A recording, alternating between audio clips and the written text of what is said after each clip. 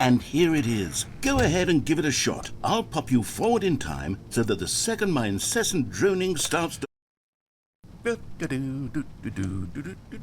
Oh, you're back, you see. You were only frozen in time for a few minutes, but it was plenty of time for me to deliver a long, rambling monologue full of unnecessary verbal flourishes and lengthy ruminations on the nature of choice in video games. Of course, I happen to believe it was perhaps one of my more profound such ruminations. Not that, of course, you need a description of it, but if I had to describe it, I'd say it was perhaps less of a rumination and more of a treatise. Or maybe a manifesto. Look, I'll outline it for you very briefly and you can tell me what you think. Okay, so my theory is that any choice you've ever made is simply a series of choices made by the person who you are or were or will be at the time of having made said choice. That is to say, if by articulating a choice you've already made, you bring that choice into being, then by making no choice and saying nothing, are you not simply erecting in the sanctuary of time a monument to every person you've ever been, making every choice to which you've ever given your great gift of mortal and yet timeless thought? Or rather, do all of the choices you've ever made, in fact, make you more not this kind of person, and in fact do the very opposite? You see, it could in fact be both of these things at once. That you are both making choices and not making choices, and that they are both affecting you and not affecting you at the same time by virtue of the fact that you both are and are not making them. Okay, at first, I was leaning towards manifesto, but now I'm going to circle around and slap the treatise label on this one. I think it has much more of a treatise vibe to it. But wouldn't you say that manifesto just has a much grander sort of tone? It has a mouthfeel that is rich with ambition and history. Ambitious history, if you will. See, now you've gotten me going back to manifesto. Heavens, at this rate, we're going to be here all day. Okay, look, I have a method for exactly this sort of situation, and I do find myself in this situation frequently. I'm going to say each word back and forth in repeated succession until I become sick of one or the other, in which case the word I am not sick of shall be the victor. It is an unimpeachable strategy, Stanley. It's rescued me from disaster in countless situations. All right, here we go. Treatise, manifesto. Treatise, manifesto. Well there, sport. You really did catch me rambling on a bit, didn't you? But that's the power of the button. The minute I start to go off on a thoughtless display of self-absorption, it's right at your fingertips to go poof, and it's all over. Oh, I can't wait to see what Cookie 9 will say about this, and whether they'll edit the rating of their Steam review, or at least change some of the wording, perhaps. To be honest, I don't even know if one can change their review in the first place. I guess I should become better educated on exactly how... Okay, welcome back, Stanley. Now, I should say that the amount of time the button has been skipping through is becoming longer and longer. That last one was, well, I want to say maybe 30, 45 minutes? It's not unendurable by any means, but it's, well, there's really only so much I can ramble on to myself about. I know, it's shocking, isn't it? But at any rate, I do suggest that we not press the button again. I think the skip button has been aptly demonstrated, and we can say goodbye to it and just... Wait. How do we get out of here? Where did the door go? Exactly. Wasn't there a door that led into this room? Yeah, was a door. I do feel quite certain that there was one here before. How else would we have gotten into the room in the first place? I don't think one can enter a room without a door of some sort, or a window or something like that. Do you see a window anywhere? A porthole? A sufficiently large crack in the wall? I'll take any of these. All right. Stanley, please don't push the button again. It's been 12 hours. You've just been frozen there. I don't know why the skips are getting longer, but they're really, truly getting longer, and my God, there's no way out of the room. Stanley, the door is gone. It's completely gone.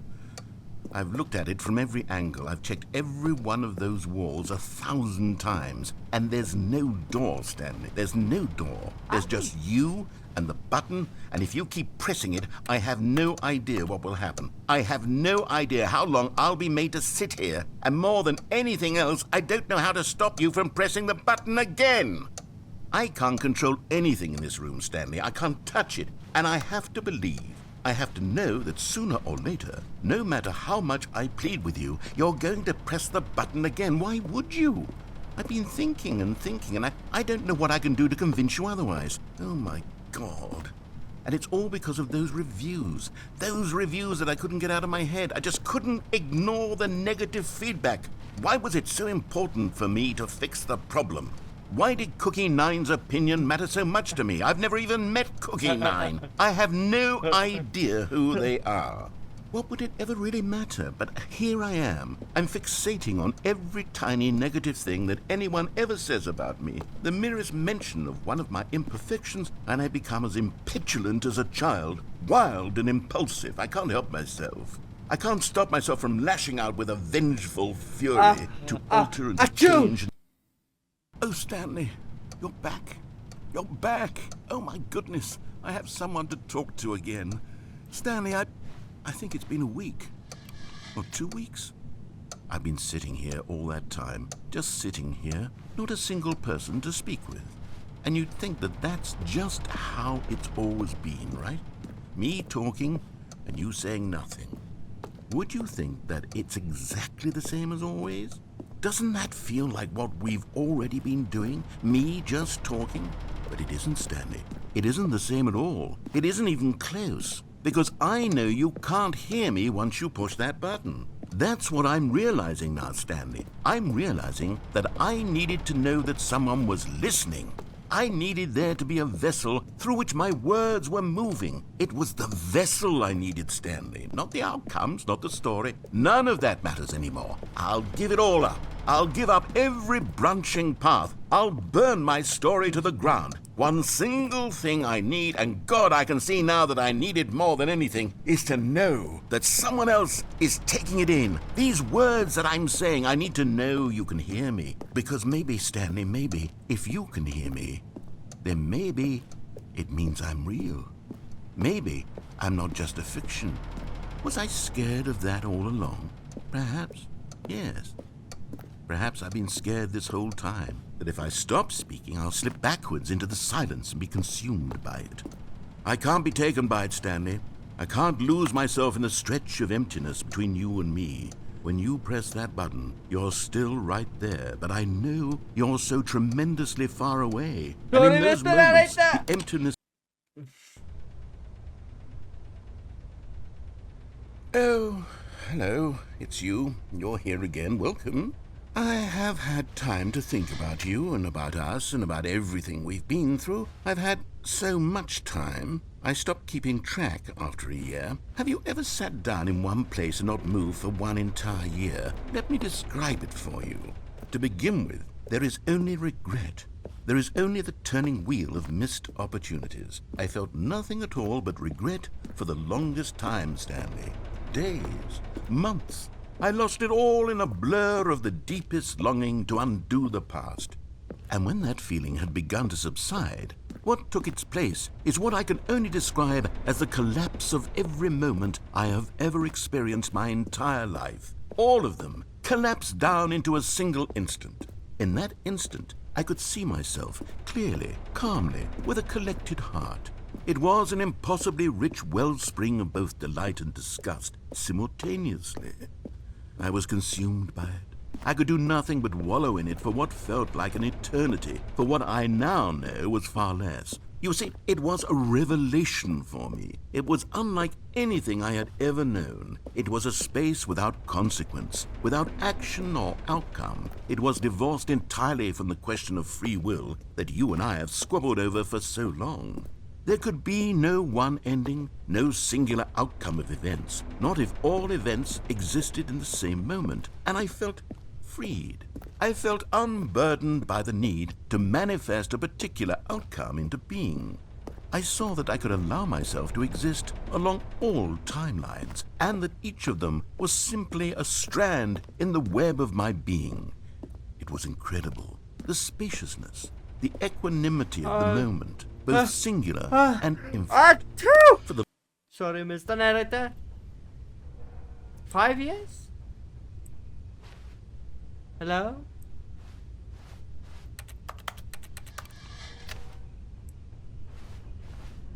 Mr. Narrator, you there?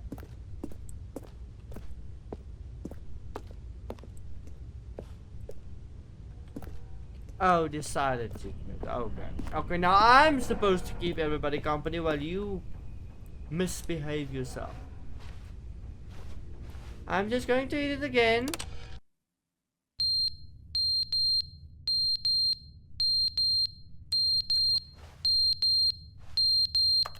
Whatever that is.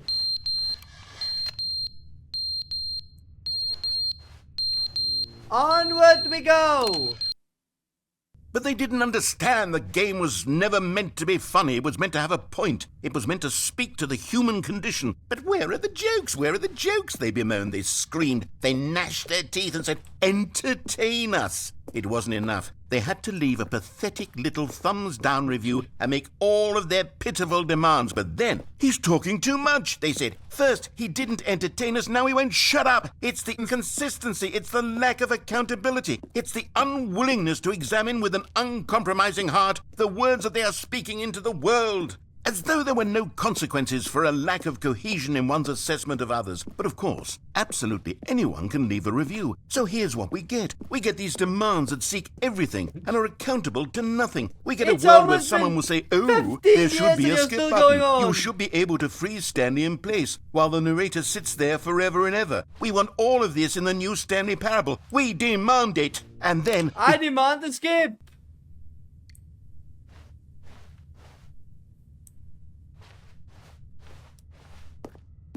Mr. Narrator, am I jumping between back and forth?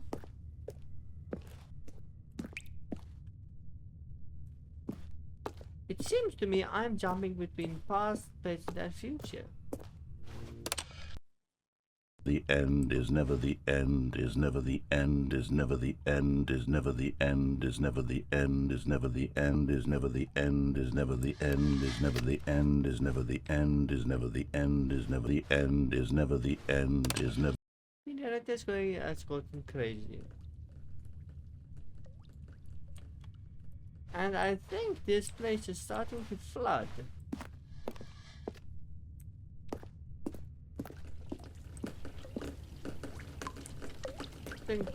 I'm going to drown, and the narrator will. That is the only way to die, I think.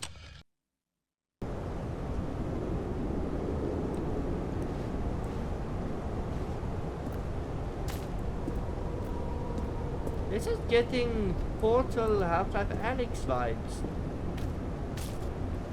Onward we go! Sunlight? It's been so many years. 50 if I could be exact, or maybe 100. Where do we go? Till the wall is down. This is really starting to feel like a portal. Maybe I'm the portal tester and the narrator is GLaDOS. Maybe. What happened here? Well, why can't I get out? Onward we go! Still nothing.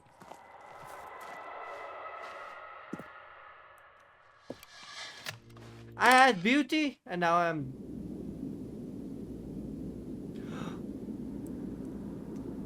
Escape?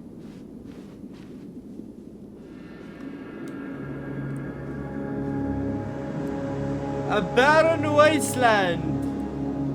Where there was once ocean, there is now nothing.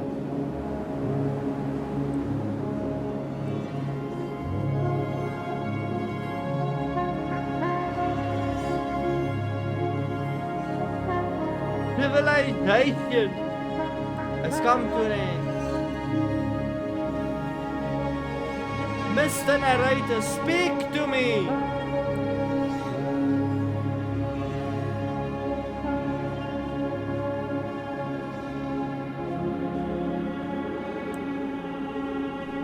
And if I could only run, but I can't. What did I just do? I just left right click.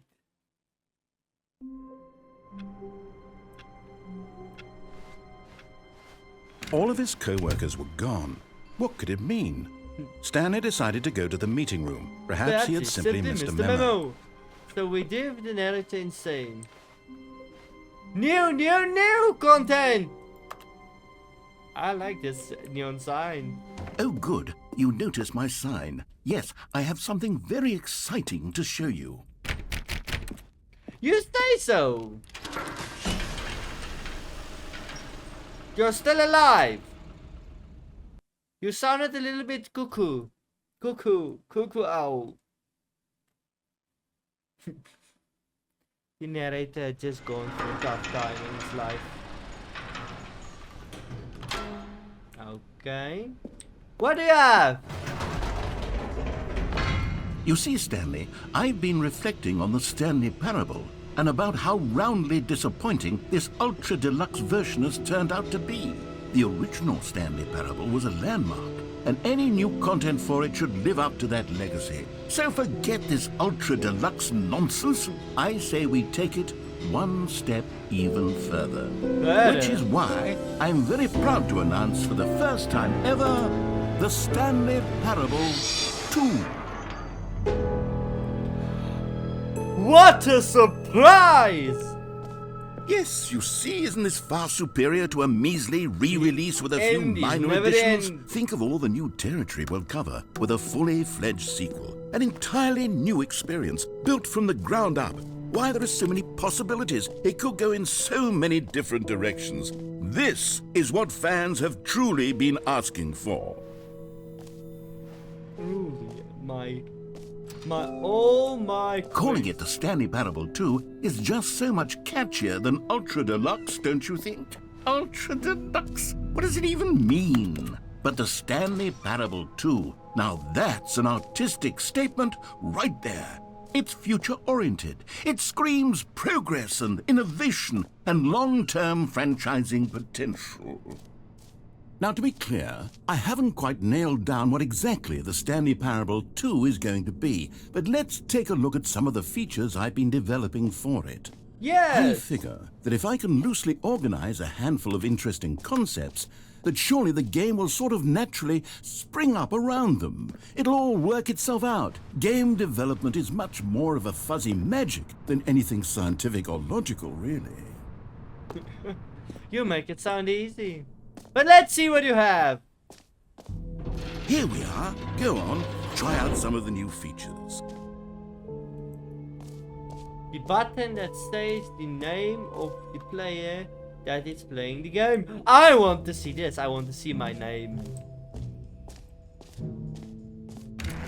For the Stanley Parable 2, I asked myself, what do players really want? And of course, the first and most obvious answer is that they want to be individually recognized and validated as people. So with that in mind, my first addition to the game is this button which speaks the name of the person playing the game. Isn't that wonderful? Jim. Sorry, I should have clarified. Right now, the button only says the name Jim. But of course, in the final game, this button will say your name, whatever name that is. Here, let's have you roleplay as Jim to really simulate the full experience of this feature. Just play along. I promise you'll love it. Okay, here we go. Let's take a deep breath, clear your mind, forget whoever you are, and simply become a person named Jim. I want you to... Jim. Whoa, hold on. I wasn't finished setting up the backstory. Okay, if you don't properly roleplay as Jim, then you'll never understand the impact of this button. Otherwise, it's just a stupid button that says somebody else's name. Okay, we're doing it again, and this time let me finish first. Okay. Now, allow yourself to become Jim. Imagine yourself driving to work as Jim, playing frisbee on the weekends as Jim, staying up all night for a popcorn and horror movie sleepover as Jim, developing a crippling substance addiction as Jim, rediscovering yourself through fringe religious groups as Jim, and finally dying a slow death at an old age surrounded by members of your cult as Jim.